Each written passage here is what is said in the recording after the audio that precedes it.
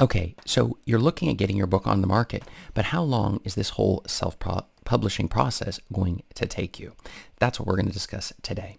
This is Chris Baird from selfpublishingmadeeasynow.com, where self-publishing doesn't have to be so hard. So the topic of today is, how long does it take to self-publish a book in 2023? So let's just get straight into it.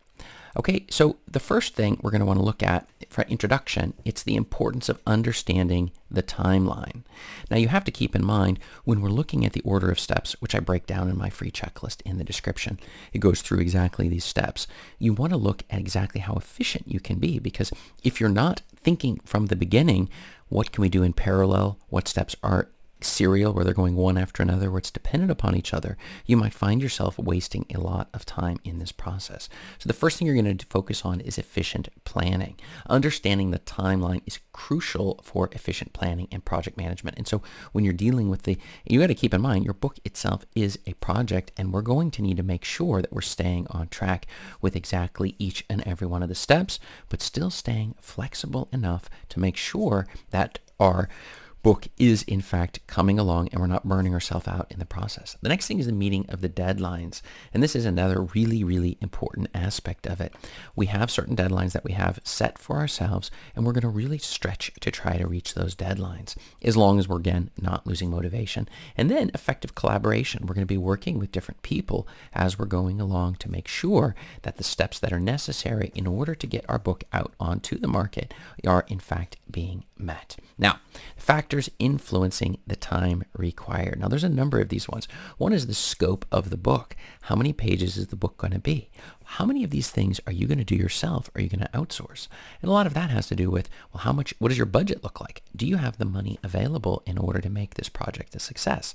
So, in other words, if you're doing everything yourself, obviously it's going to take a lot longer. But some skills, like, for example, if you're doing the formatting, which I highly recommend doing yourself, because we're going to be keep on making changes to the book, then of course it's going to take a little bit of time the first time you do it. So we have to be a little bit flexible with ourselves and not so hard on ourselves when it comes to things we've never known or known how to do before. But at the same time, we don't want to get bogged down too much in learning one special skill that really we could just outsource to somebody else if we have the ability.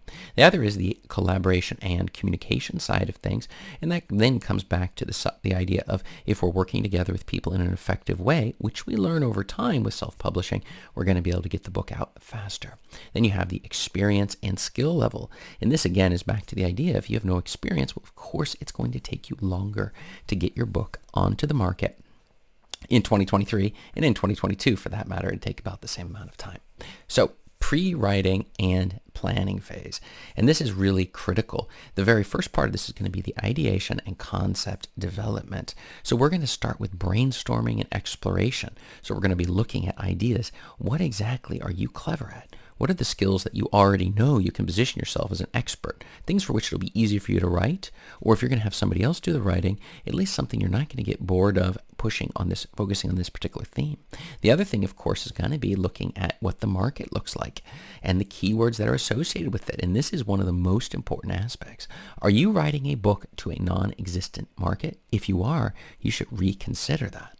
So it's going to be worth your time to make sure you're not doing that, and that you're actually focused on existing markets where there's a lot of books that are being purchased, but not that many books available to purchase, so that when your book, people are doing a search on certain keywords, you're going to end up showing up in the beginning. And this is a really important reason why I recommend tools like Publisher Rocket or Katie Spy. You can find my affiliate links below in the description for both of those, and that gives you an idea. You're also going to have a lot of if you're dealing with the fiction, you're going to have storyboarding, or in the nonfiction, you're going to have a table of contents. You're going to have like an outline, what exactly this book is going to look like. And in this phase, you could see it could vary greatly based upon your very first book. That's one of the reasons I would suggest not going for something like War and Peace, some huge, gigantic volume, but rather keep it simple to something small that makes it easy for you in order to do the entire process without so much of a problem. Okay.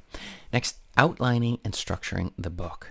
we're going to establish a story structure. So you're going to get down to, you're going to outlining. It helps us establish the overall structure of your specific book and looking at exactly the key plot points, the character arcs, and the progression of events. This thing needs to keep the readers, if we're dealing with fiction, even nonfiction, on the edge of their seat. They can't wait to flip to that next page. And if you're not making your book like that, they're not going to be interested in reading it. And so it's very important in this phase that you actually do a little bit of planning.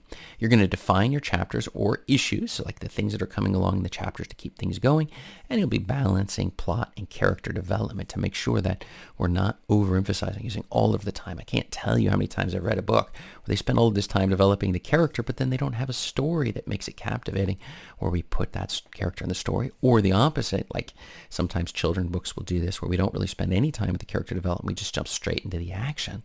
But now I don't have any connection to the character. These are the things we're going to spend some time on, and they're going to definitely take some of your time when you're getting going. Okay?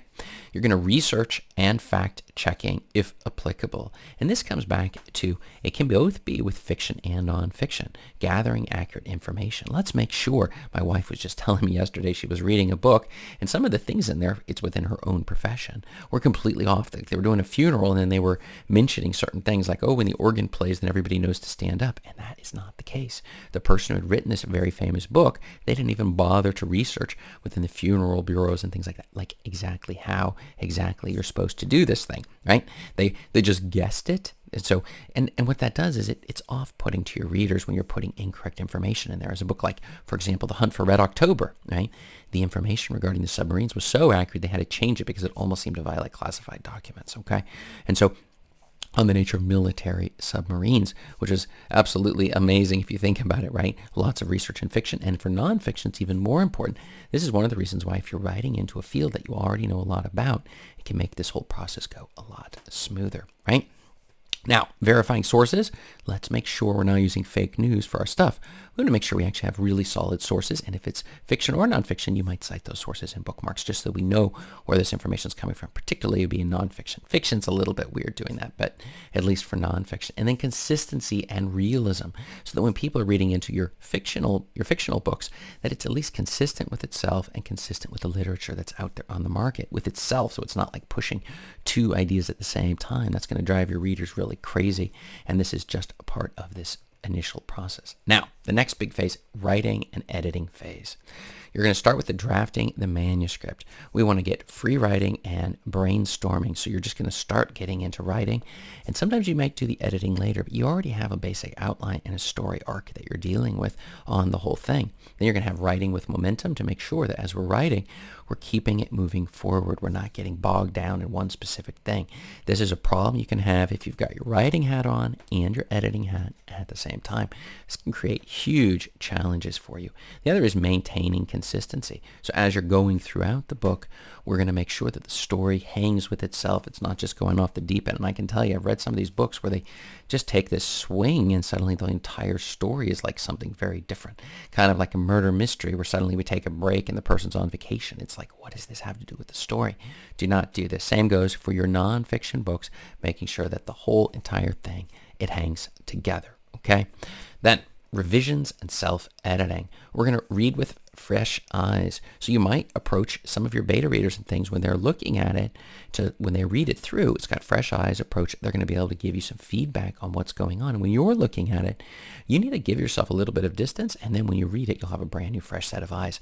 We don't want to be doing the editing while we're writing. And so we're dealing with this. We're going to focus on structure and flow to make sure the whole thing is flowing nice and smoothly, and refine language and polish prose. We want to make sure that the language we're using is at the level of our readers, so it's not going over their head or speaking to a child if that's not our target audience. And then we're going to polish it to make sure that it's not repetitive, reusing the same words and phrases all the time. That can be very off-putting to your ideal readers, okay? Professional editing and proofreading. Now, if you've got a budget, we're going to save some money and time on this one. So you're going to have comprehensive feedback. That means we're going to have different types of proofreaders. There's a lot of different editing and proofreading services that are available on Fiverr and Upwork, my two favorite locations to go to for both of these services. And they're going to be able to go through this thing and rip apart your book. Now, you need to be very not so sensitive to this. You need to understand they're trying to help you. It's like a personal trainer comes in there with their skill set and tells you you're doing things wrong. Now, sometimes you may disagree with them if they're trying to change the overall flow, but many times if you're going with somebody positive, they're coming with a fresh set of eyes and you're paying them to be critical. So do not ignore the feedback that you're getting. Then you have the language and the grammar, which is part of it, part of the editing and proofreading, but not all of it, okay? And then you have the quality assurance just to make sure the professional proofreading ensures that your manuscript is error-free and ready for publication, which is really what it's about. The whole thing's hanging together. And there's lots of different types of editing that you can have done. You'll have to see which ones are right for you. I cover them in other videos. The next main thing is the design and formatting phase. The first part of this is cover design and interior layout. You want an eye-catching cover, and in particular, you want something that's going to really stick out. It's a thumbnail, for goodness sakes. When they see it on Amazon and these other platforms, it's really small. So the point that you're trying to get through, it needs to be really clear and eye-catching where it pops off the page, okay? There's a couple things here too, making sure it doesn't have like a white background so you can't even see the covers. It blends into the background page on Amazon itself. So that's something we definitely do not want to make a mistake on. Then a thoughtful interior layout to make sure that the layout is going to be looking good in the formatting. I recommend using Jutoh, and below in the comments, in the description, you'll find my formatting course made, ebook formatting course made easy. And I also do with coaching and stuff. We go through exactly how to go about using the tool Jutoh, which is the most, in my opinion, it's the cheapest and the most thorough way of doing your book publishing. It may not be the easiest. I don't promise that. You know, there's other things like Attica and these other ones, which I'm sure are fantastic. But in terms of being able to really hit it hard, being able to make sure there's no mistakes, that it's going to be accepted to the platforms and your readers are going to be happy, Jutoh is the go-to one that I recommend. And we talk through with my clients exactly how to go about using that tool. Okay, so it's going to be thoughtful interior layout. Make sure it's very easy flowing, that it's not like this huge walls of text. And these are the sorts of subjects that we discuss in other videos as well. Then you have consistency and branding to make sure that it actually matches your other books and the consistency across the board. This is especially true when it comes to your covers, to make sure that the covers are really consistent with what you're trying to accomplish. Okay, and you can hire someone on Fiverr, and below in the description you'll find my affiliate link for my cover designer that I recommend for your covers. She is amazing. She charges $30 per cover. So I know it's called Fiverr. Nothing's $5 anymore on there, but $30. If you can't afford that, then you can do it on Canva for free. I don't recommend that, but your covers will be okay. I did books originally like that until the money really started coming in, at which point I just hire somebody else to do all of my covers, specifically the person I recommend below in the description. Okay, next, formatting the manuscript for publication. The first thing is follow publishing guidelines. There's a lot of things you need to do, and that's one of the things I cover in my course is using a template. I have a template specifically designed to make sure it's following the standards. You're going to have consistent formatting. That's right. Every single chapter, every page, everything follows a standard thing, and you're using styles to do this. You're not manually pitting spaces. You're not trying to throw in extra carriage returns between paragraphs. No. We're going to let the tool do all of the heavy lifting for us to make sure it's going to look great. You're going to prepare it for different formats. That's the thing I like with Jutoh. Just click a few buttons. Boop, you got your paperback, you got your hardcover, you've got your ebook. You've got all of the formats you're going to need in order to make sure that you can sell this thing in the different formats without doing any additional work. I originally tried Scrivener and I ended up moving over to Jutoh because it just works so much better, at least for my needs. Okay, maybe you have other experiences. Let me know below in the comments. Okay. Incorporating illustrations, images, or graphics, you're going to want to enhancing visual appeal to make sure that you have these things in there so that your readers going through it, they're really drawing them in. This even includes fiction. Having some images in there, these little drawings and things. You can use AI to do it if you want to, or if for those of you who hate AI, don't do that, then you can find your illustrators on Upwork and Fiverr at a very reasonable price. And we want a consistent artistic style. Please do not use free artwork on the web and just mixing and matching clip art. It's going to look really poor, and your readers are going to punish you for it with low 1-star, 2-star reviews. So don't do that, okay? Then you're going to balancing text and visuals, making sure it's not just only visuals. Unless this is a children's book, then of course just visuals is fine, but having a good blending really helps it pop.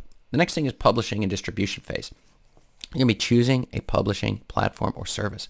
You're going to research the different options. I recommend going with Amazon, Ingram Spark, Draft to Digital, maybe Lulu. These are the ones I recommend, okay? They're going to get it onto these other platforms. Or you could go manually through all the 1,000 different platforms and do it. But I wouldn't recommend it. It's a waste of your time.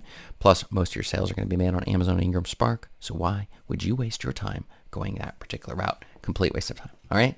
So don't do that. Next, evaluate the features and services. You're going to go through and look and see whether or not it meets your needs. For some of my clients, they just don't like the paper quality on Amazon. Fine. Then go for Ingram Spark or go for Lulu. And also test things out. Do not assume that just because it worked for one person, it works for somebody else. You're going to want to test this stuff out to see what happens and let me know what exactly you found. Then you're going to consider your target audience and genre. What exactly are they expecting when it comes to the distribution and publishing and all of these sorts of things? So there's a lot of choices to be made. This is also going to take a bit of time. You can look on some of the videos, or you can do things like working with me one-on-one as a coach to take a guide to help you work through these steps and figure out the decisions that are best for you. You can find that below in my one-on-one program or maybe my group coaching in the description. Next, uploading and preparing the book for publication. Okay, so the first thing is you're going to have the file format and specifications to make sure that it exactly meets the platform that we're doing it for. Different platforms have different requirements. Jutoh, fortunately, makes it easy to put it on any of these platforms, but whatever the case is, even if you want to do some cheaper free route or whatever, then just make sure it's going to match, because otherwise they're just going to keep rejecting it. Then you have the metadata and book details. This is where the tools that I mentioned earlier, like Publisher Rocket and Katie Spy, can be very helpful in figuring out what exactly and how that should be filled out. We also are going to use ChatGPT to help us fill out some of this metadata and come up with ideas. So that also is very helpful. For those of you who don't hate AI, I'm sorry, it's here. It's going to be more prevalent. So, you're going to have to figure out one way or the other. I know some people are like, we're going to, stop and never use AI for anything. And I'm telling you, it's very easy to use. I talk my group coaching clients and my one-on-one clients through it exactly every day. How do we use these tools? Okay. Then review and preview. Do not hit publish and just shove it onto the platform. Make sure you've looked through the thing to see if there's any errors in there before you go about doing that. I also take a look at my clients' the books if you want me to do that. That's a service I also provide. Selecting distribution channels and formats. So like we were talking a little bit before, you're going to research the different channels and see which one matches for you. I personally like as many formats as possible and as many distribution channels. Consider multiple formats. This is definitely the one, as many different formats, making sure it's available in paperback, hardcover, ebook, and audiobook versions. That's 4 different versions for every one of your books, okay? As long as it's the minimum page length, like 85 pages for the hardcover books. Then you're going to assess the distribution options to make sure that you're choosing the one that best matches what you're trying to accomplish. But for most people, it's actually maximizing. Then we get to the marketing and promotion phase of the whole thing. Now, congratulations, you got your book published, but now we're going to need to create a marketing plan for your book. And that means identify your target audience. Hopefully you already did that before you even wrote the book, okay? If you didn't, don't worry about it, okay? We're going to do that for your next book. I'll talk you through the exact steps. And again, in the checklist, the free checklist that I have in the description, that's a great place to start, where I go through exactly the phases of this whole process. Then you have establish marketing goals, making sure that we know what exactly we're trying to achieve with our marketing, and you have ways of tracking it, like using something like Pretty Links, which is what I recommend. I think I may have an affiliate link in the description. If not, just check it out. You can Google it and find it. It's an amazing tool that you have right connected to your website. Then you have develop a multi-channel strategy, and this is what I would definitely recommend. You're going to be going across and hitting all different channels at the same time. Then you have building an author platform and an online presence. And this means you're going to need to establish a professional website. This is a must-have. If you're an author, you need to do this. Choosing one niche, one target audience who likes this type of books, and your website's built around that. You're going to engage on social media. You'll have like blog posts and things like that you post on your website. Then you can put those onto social media, setting up pages over there. And you're going to create valuable content using content marketing as a key strategy. It's one of the things I cover in my content marketing course, which you can find below in the description. How exactly we use content marketing in order to rocket our sales forward as we increase the number of people on our email list. It's really powerful stuff. And then you have book launch and strategies and campaigns. A couple things with the pre-launch buzz. This is especially true after you've got your first book on the market. For your next book, making sure we're building up this excitement around the release of your book. You can use influencer and reviewer outreach. Lots of ways of talking with influencers, saying, hey, I'll give you a free copy of the book in exchange for an honest review. Also, there's services where you can pay to have people take a look at the book and give their honest reviews on it. So that's also an option. And then doing virtual events and online promotions in order to pull people in who are your target audience, to make sure that they're aware that your book is getting ready to launch, which is really a powerful thing. Now, how fast can all of this be done? Well, the answer is you could go through every single one of these phases. If you're going really fast and using exactly the techniques that I'm talking about, you could literally have the whole thing done in 1 week. Okay, I know that sounds like crazy. I'm talking research, the research phase, all the way through the if you're having it ghostwritten. If you're writing it yourself, it's probably 30 days. The entire thing can be done in 1 week. okay? Every single one of these. If it's your first book, a reasonable amount of time would be 3 to 6 months, okay? And don't feel bad on yourself. But once you've done your first book, then you're ready to move on to the second book, and you're going to find it gets a lot easier as you move along. But the key is really seeing the steps as I have in that free checklist that's in the description, showing you what you need to do in what order, and making sure that you're not wasting time, but focusing on the secret steps that are necessary to get your book on the market as quickly as possible, not as slowly as possible. Because some of you perfectionists are out there, and you want to use years and years or write multiple books. I'm working on 10 projects at the same time. You know who you are. I've spoken with you, and I'm telling you, do not waste time. Get the books onto the market. So my question for you today, I want to know in the comments, is how long does it take you to get your first book onto the market? Let me know below in the comments, and check out more video answers to your self-publishing questions right above me here. Thanks.